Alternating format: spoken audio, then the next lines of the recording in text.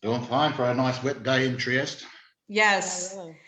Caroline, you're good? I'm good. We've got a lot to talk about today. Yes. So today is May 24th, 2021. It's Monday. It's freezing cold and rainy. And today we've got our regulars, Denise and Caroline. And we have a special guest directly from Venus or Mars, or what's in the middle? Yes. Your head is in the middle. I don't know what the, oh, okay. What is that in the middle? Trieste. Trieste. Trieste, okay. Trieste. There's not, you don't have Australia up there. No, I did, but I took it down. Okay. Okay. I just So assumed that Joe Mars is was with us. He's in Trieste, as he told us. He's not in Venus or Mars, but he's from Australia.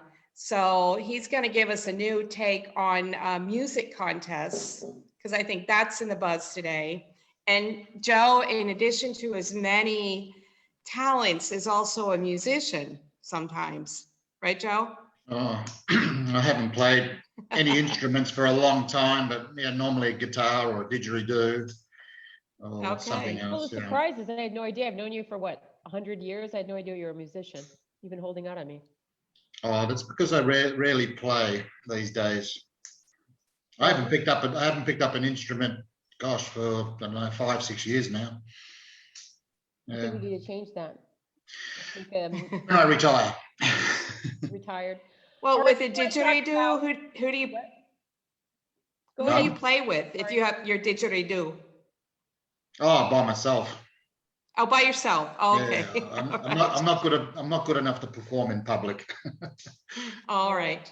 Can we talk about the Eurovision Song Contest? I mean, we're Definitely. going around it, but we need to talk about Definitely. it. We need to talk about this. Yes. Is it true Okay. that Australia is allowed to participate? It is true. Since 2015, but in 2014, they were invited at the half-time break to perform, and a young girl called Jessica Mauboy performed the song. The bosses from Eurovision were so impressed that they invited Australia the following year to compete. And they finished 5th, unbelievably. And but they went straight through to the final. They made a special rule where they could participate immediately in the final. After 2015, they changed that rule and they had to qualify like every other country. 2016, a singer called Dani Im performed, and Australia finished 2nd behind Ukraine. So oddly enough, though, if Australia does win, they're not allowed to host the Eurovision Song Contest in Australia. They have to nominate a European country and co-host with them. So I guess so. It'd be pretty expensive to get down the whole world down to Australia. Exactly. Well, I thought that I just assumed because I didn't know, but I thought maybe that Australia was participating because of the whole Commonwealth thing. But then I'm like, what about Brexit? Is England going to be in it next year, or are they going to get kicked out? England's got a special rule. They'll be in it next year. We are in it, nothing to do with England at all. 70% of the population in Australia is made up of Europeans. So we have a lot of migrants from all European countries. Australia's first started broadcasting in 1983 from a TV station that specialises in migrant programs called SBS. They do sports, news, movies, all in original languages and things like that. It is widely watched in Australia. I'll come out and say I'm not a fan of Eurovision contest. But Australians have this weird sense of humour. We like poking fun at ourselves and poking fun at others. So we like all the glamour, the drama, hence movies like Priscilla, Queen of the Desert, Muriel's Wedding, or Crocodile Dundee. We like the costumes, and like I say, we just like having fun. And so it became quite popular in Australia since 1983. 2010, the TV station SBS decided to do televoting. It wasn't included in the Eurovision Song Contest. It had no validity, but just for you guys, they have your own little. Just for our guys, just to choose who we liked. And again, Eurovision bosses decide, well, we'll reward Australia because they've been watching it now for 30 years or more. Did you get into it because Yeah, of but Abba? what time is it on? It's on pretty late. Imagine. But is Abba what like turned you guys onto it? Abba, Australia claims that we launched Abba's career. I believe it. How? 1976, they won it, and we had a show on which was quite popular with teenagers back then, called Countdown, and the host Molly Meldrum wore a cowboy hat and was quite gay and everything, quite popular in Australia. He promoted them. He watched the Eurovision Song Contest, liked what he saw, and promoted them. And Abba still holds the record for the #1 song, Fernando, holding the record for 14 weeks straight. It ran for in Australia. So Australia claims to have launched Abba's career. Not true, of course, but we were the first country to sort of promote them. So I love that.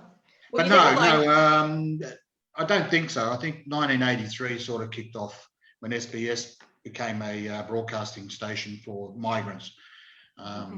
And they, like I said, they do the sports for, Serie A and the Premier League and in England, all over the World Cup. They broadcast all those things for the Europeans in Australia. So yeah. I wonder who Australia gave their votes to in this year's Eurovision contest. I couldn't tell you, Denise. I have no idea. I'm not even going to bother looking up. I know Australia didn't make the final this year, the first time since they've been performing. They didn't make the final this year. They got eliminated in the semi-final. In fact, they came last in the tally voting, so only got 9 votes. Oh, okay. And that's a shame because they appeared in every final since they first were allowed to compete. So this year they failed. Along with England, they got 0 points as well, I think, this year. Right. I saw that 0 points from the public. Yeah. England, Germany, and somebody else, 0 points. Yeah. So Ukraine's the only country now that has competed in every final since its inset. I gave my points to Ukraine. I love that song. Did you? I love that it wasn't in English because in my point system, because like Australia, I have my own point system, and mine is the first one is that it can't be in English. Right. So they were automatically at an advantage. Okay. Well, I would have voted for France. Voila. Oh, she's yeah, like she was like this Edith she was Piaf, in- like Iranian, Yes. and something like she was cool. Yeah, she was really cool. She was cool, but I guess there's some hard feelings since she came in second and Italy came in first, and then there was the big scandal. The scandal on Twitter was that when they were announcing that they were going into third place or whatever it was, when they made that big jump, when they were giving out the public points, that the singer of the Italian group like sniffed the table, but he was like a bird. He goes down, boop, boop. And so this was France going, he's doing drugs, obviously. And look at even the guy next to him, kind of nudges him, tells him to bring his head back. If that was a cocaine sniff, it was the fastest sniff in history, if it was. But I don't know why else you'd sniff a table, but it didn't really look like he was doing a line or anything to me. I saw that were great. I saw the video, and one of them broke a glass and it was under the table, and they were just excited. It just rained on Italy's parade, I think. Yeah, exactly. But I didn't see any of it. I did watch the video of the winner, Moneskin, however you pronounce it. I did watch the video. Sanremo. See, I watch all of Sanremo, but I didn't watch all the Eurovision. I only saw the final. Right. And now I'm pretty addicted. I'm gonna have to make that's another one that's widely televised in Australia as well, the Sanremo contest. Oh, so fun. Do you ever watch it, or you not into that stuff? Sorry? Do you watch Sanremo or no? No, I'm not into. I kind of don't like those contests because it depends on the demographic, firstly, that watches it. Depends on the genre of the music. So if it's a young demographic, they'll probably go for punk rock or contemporary music. Whereas if it's an older demographic, they'll probably go for more the folky ballads and things like that. So it's not really a contest that I think is fair in a sense. And there's also political leanings, which is why the Australians love it, because of all the drama and the scandal. You know, Ukraine hates Russia, so they won't vote for Russia, and all that sort of stuff going on. So, and then now the UK, because of Brexit, people won't vote for them. It's just not balanced enough for my liking. No. Okay. I mean, the costumes and the costumes and the songs and that, some of them are interesting. Occasionally I'll watch it. I'm curious to see who the winner is half the time. Remember that band, I think they were from Iceland or something, that wore Viking helmets and everything, a heavy metal band that won it a couple of years back. Yeah. Yes. That was horrible. Crazy. But anyway. Was it Iceland? They were dressed with those weird keyboards and stuff that they were like just crazy looking. Yes. I love that stuff. I love the sort of theatrical bit about it. Yeah. Well, they got a lot of votes from the public. Iceland. They weren't good. They were just weird. Yeah, that's probably and they why. got the public vote. That's what I'm saying. They'll Very vote cool. because of that, not because of the talent. Right. Or of the song, you know, which is fine. I mean, it's just entertainment in the end. Yeah. So, Well, Joe, it's like that Will Ferrell movie the best. Did you that see was so big last year. so funny. What was it Died called? laughing. Eurovision Song Contest Yeah, with Will Ferrell from Iceland. It's Yes. one of the few movies that I finished and I had to watch it a second time because I just laughed so hard. I was just crying the entire time. It was so damn funny. So, Joe, what's going on? Like, how long are you with us? What's going on? I don't know. I'm still waiting to hear from a couple of managers. It could be another month here. Could be another couple of weeks. I don't know. Awesome. So I'll just enjoy it while I'm here and do what I can in painting and repairing my place that's been long neglected. Sure. What's the situation in Australia, guys? Did you have any more lockdowns or anything like that, or have you? We're still in lockdown in the sense that all the borders are closed to any international flights. Only repatriation is allowed. Expats coming back. We're pretty much controlling the COVID there. There are little outbreaks, 4 or 5. It was 4 yesterday or something in the northern suburbs of Melbourne. And then they just isolate those areas.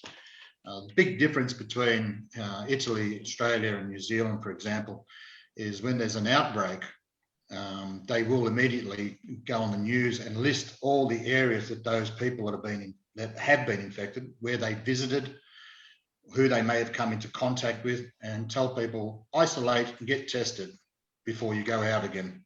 Get away from Joe. Stay away from Joe. Me. Don't go to Joe's house. Stay away from me. I just want to mention, I've got back to Eurovision Song Contest. I have a friend, his name's Craig Christie, and he's got a production company called No Mates Productions. And he's been writing musicals for theatres for 25 years now. And he wrote a parody on the Eurovision Song Contest called Eurobeat. And it was set in Bosnia and Sarajevo. And it's become internationally acclaimed. He's won awards. Wow. He's won awards for it. He won the Edinburgh Festival Fringe for Best Musical. He's been nominated twice for Best Musical. He came 3rd most popular musical at the West End in London. We need a link to this. We need a link. Yeah, I can send you a link. He's kicked on from then. He's done many other musicals. He covers some social topics like bullying and things like that in his musicals, which are quite good. He's done one, in fact, in America, which was launched in Alabama. I think it was Alabama, called Hey Florence, a musical about nurses and all their experiences they go through. And the performers were actually nurses. That's really cool. Yeah. Oh yeah, you gotta we gotta look this guy up. Very cool. Yeah, he's very good. And the unique thing about him, he's the only Australian earning a living solely from writing musicals and theatre work. The only Australian. Wow. Solely making a living off it. I mean, there are others writing musicals, but they're doing other work as well. Well, He's just got, I have a theory about that though, Joe, because you know how I feel about Australians. I feel like Australians know how to do everything. So even if they could do it, I don't think they would, because you have to go like design a boat, and then you have to go knit a fishing net, and then you have to go make your own stuff. You know, I just think it's by choice. It has to be. we just try better things. Right. Oh, nothing wrong with that. No, exactly. You're multitaskers. Yeah. Hey, Denise, Well, what's if Australia can be in Eurovision, could the US be in Eurovision? Yeah, I think so. There's no actual rules from what I read about it, because you've got Israel, Morocco, right. Azerbaijan, they're all competing in it as well. But there's no specific rules that says other countries can't compete. It's just entirely up to the body that runs it. It's the European Broadcasting Union, I think, is the controlling body, and there are 56 countries that are members or something, so I've read. And Azerbaijan, Israel, Morocco, they're all members. Australia's not a member, but they were just rewarded because we're just fanatical. You're just good. Well, I don't know, would people watch it? Because they have so many of those talent shows in the States now, The Voice, and I don't know, America's Got Talent, and a lot of those people have taken off from those shows. Yeah. Like, what's her Taylor Swift, wasn't she on one of those shows? I have no idea. I think so. The Voice or something like that. The Voice, yeah. So, Getting back to what Karoline said about Australians, Australia is actually trying to get Eurovision Asia up and running. They've been trying since 2017, but first contest was supposed to be done in 2019, but because of political problems, it didn't go. And then last year, because of the pandemic, it hasn't taken off. So it's still on the back burner, it's still there, but they're trying to start up their own Asian version of the Eurovision contest. Oh, I would love that. I hope they do, and then I hope we can watch it on like, you know, one of those. There is one in Asia called the Asia. What's it called? Asia Festival Song Contest or something like that. That's a name like that. South Korea run it every year, and other countries participate. Japan, China, probably not North Korea, but other Asian countries. But South Korea seem to win it all the time. That's funny. Occasionally they don't. In the news a few weeks ago, there was like a reality show about music somewhere. I'm thinking it was South Korean, where there was somebody participating who didn't want to be in it, but the people liked him so much they kept voting him to stay on, and he kept wanting to get out. It's like kind of like a Big Brother house, but it was. I saw that, yeah. And finally, at some point, he just asked his fans, he's like, "I know you all love me, but can you please just let me get out of this place? I'm done here." And finally, they let him go. Like a jail. Apparently, he was just like a stagehand or something in the beginning, and they just liked his personality. Said, "Oh, you got to go on. You got to be a contestant." And he just thought, "Oh yeah, no worries. I'll get voted out in the first week." And as you said, they just liked him and kept him going. Following, they just wouldn't let him leave. Tortured him. Tortured him. Yeah, I love that. Well, maybe you could get in one of those, Karoline. You could do your ABBA. We could do ABBA impressions. We could be like Bjorn again. Do you remember that cover band? I saw them at Summerfest in Milwaukee, Wisconsin one time. Very fun. Yeah. You be the blonde, I'll be the brunette. Okay. And Joe can be which one? I don't know. Benny or I'll grow a beard, now I can be Benny. Yeah. I went to the Abba Museum last year or 2 years, well, when we could still travel. Very interesting. Very fun. Yeah, I'm a huge Abba fan. I'm like never stopped. There was a little while where I didn't tell people. Look, they were a phenomenal band. I mean, from children to octogenarians loved them. They just had a unique sound. Yeah. And then they come back with Mamma Mia. Right. Well, before that, they did the musical Chess too, I think. Yeah. Benny and Bjorn did, but I never saw it, but I know that song One Night in Bangkok is actually from that musical. There you go.